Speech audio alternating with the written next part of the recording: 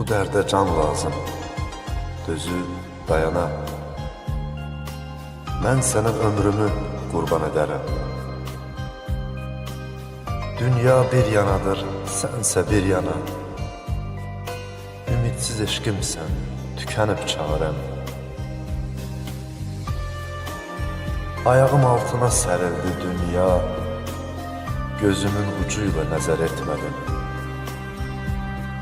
İstərsin ağa çək, istərsən qına, oduna yansam da həzər etmədim.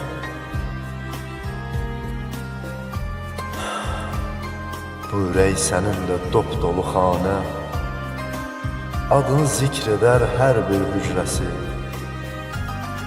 Sənsizlik yazılan bu taleyimə, ayrılıq toxuyur fələyin səsi. Adımın üstündən tənha adını silə bilmirsənsə özünü qına. Sənə bəxş eylədim eşqin dadını, İstəmədən çatdıq yolun sonuna. Gəl mənim dünyama, qurbanın olum. Ayna tut ruhuma, özünü tanı. İlahi bir nura birləşib yolum.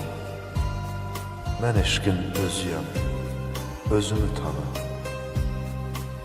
Mən eşqin özüyəm, özümü tanı. Mən eşqin özüyəm, özümü